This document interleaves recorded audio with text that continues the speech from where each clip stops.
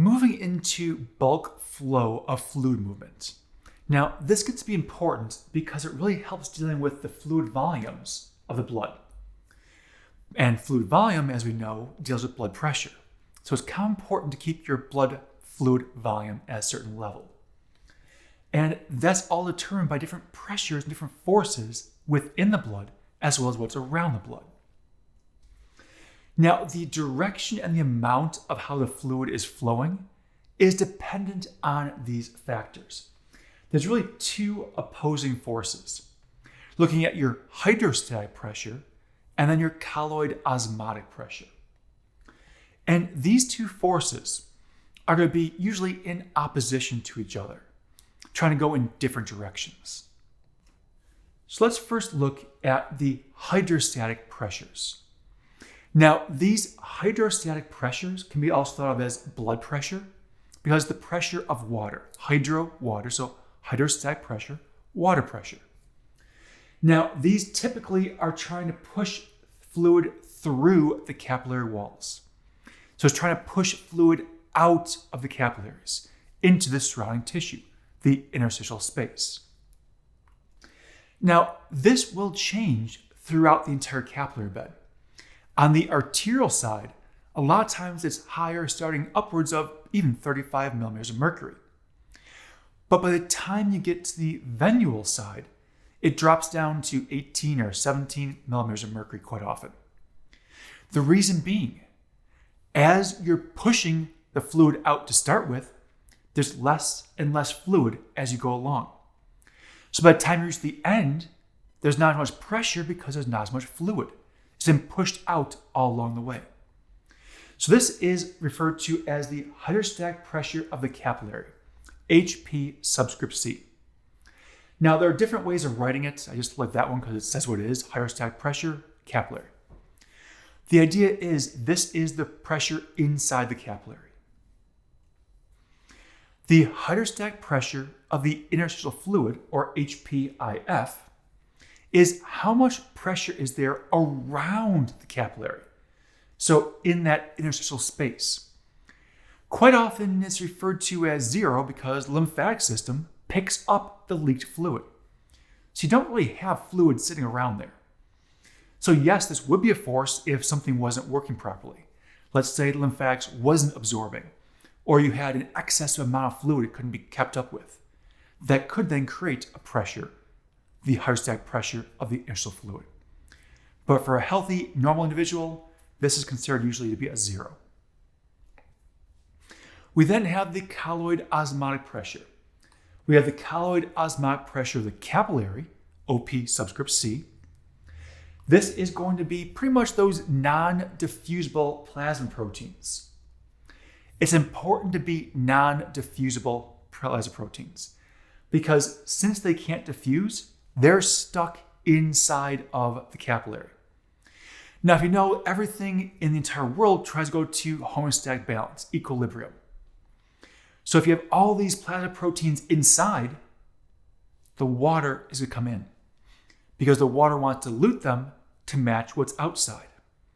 So these colloid osmotic pressure of the capillary is pulling water into the capillary. So pulling water from the surrounding area into the capillary. Now I have down here about 25 millimeters of mercury. That's the rough estimate of the pressure here. It can change. It depends on the amount of protein. You then have the colloid osmotic pressure of the interstitial fluid, OPIF. Well, this one's usually about 1 maybe because there's not a lot of proteins just floating around outside the capillaries. So this one usually is negligible, but there is still about 1 millimeters of mercury of pressure here. So we have 4 different forces. Now, the actual ones inside the capillary are much larger. The hydrostatic pressure and the capillary colloid osmotic pressure. But you still could have the interstitial fluid osmotic pressure and the interstitial fluid hydrostatic pressure if something was a little different. So we have what's called net filtration pressure, NFP. Now, net filtration pressure is all the forces acting on a capillary bed. So we went through all four of these forces so far. Hydrostatic pressure of the capillary, hydrostatic pressure of the interstitial fluid. We then have the osmotic pressure of the capillary, osmotic pressure of the interstitial fluid.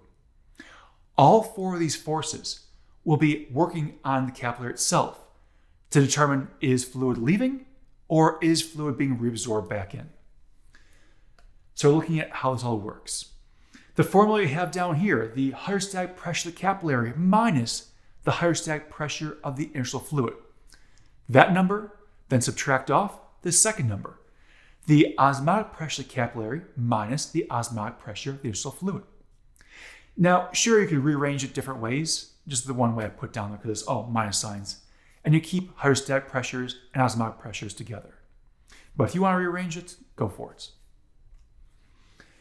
So this net filtration pressure, at the arterial end, hydrostatic pressure is the key. Because remember, hydrostatic pressure was higher at the arterial end and lower at the venous end. Why? Because the fluid is leaking out, it's being pushed out. As you have less and less fluid, there's less and less pressure. By the time you get to the venous end, the osmotic forces are dominant. Because there's less hydrostatic pressure, a lot of the liquid's already left, but all the proteins are still there, they haven't changed. So they're pulling and causing some reabsorption at this point. So it really depends on where you are in the capillary bed, whether fluid's leaving or fluid's being reabsorbed back in. And any excess fluid that does not get reabsorbed is all taken and absorbed by the lymphatic system. Now, we still need to get to the lymphatic system, that's the next chapter. But for now, just know one of the things lymphatic does is it absorbs excess fluid around the tissues. All right, so this is a little bit of an oversimplification, this graphic, but I like the idea of it shows what's going on in movement. So at the arterial side, so down here, arterial, it's showing you have a plus 10 millimeters of mercury pressure. That means you're pushing fluid out with a pressure of 10 millimeters of mercury. Why? Because the hydrostatic pressure is 35 millimeters of mercury pressure, while here they're saying the colloid osmotic pressure is 25 millimeters of mercury pressure. That means overall you get a net positive 10. Fluid is leaving because it's higher pressure inside. But then you get into the middle here. There's no net movement because as the hydrostatic pressure decreases, eventually that hydrostatic pressure will be the same as the colloid osmotic pressure. If they're both the same, there's a zero pressure gradient. It doesn't mean there's no movement. There's still movement, but you have equal amounts of movement in and out of the capillary. So that's when you're roughly, give or take, in the middle there. At the venous end, you're looking at reabsorption. You can see how it's showing a negative 7 millimeters of mercury of pressure inside. So it's pulling fluid in. It's reabsorbing fluid. Reason being that hydrostatic pressure of the capillary continued to drop. Now it's showing us down to 18 millimeters of mercury. But the colloid osmotic pressure of the capillary stayed the same. It held out at 25. So 18 pushing out, 25 pulling in, means the negative 7 is pulling fluid in, reabsorption. Now, the reason I say this was an oversimplification is you're only seeing the hydrostatic pressure of the capillary and the colloid osmotic pressure of the capillary. The two interstitial fluid pressures aren't being taken into account here. That's where this comes in. So now you're looking, this one is simply at the arterial side here. So the arterial side, hydrostatic pressure of the capillary, 35 millimeters of mercury. Osmotic pressure of the capillary, 25 millimeters of mercury. 26 millimeters of mercury. Then you have the hydrostatic pressure of the interstitial fluid, assume 0 because it's absorbed. And then the osmotic pressure of the interstitial fluid is roughly around 1. Which means then that if you take all those into account, we're looking at a net filtration of 10. So 10 is the same as the last one.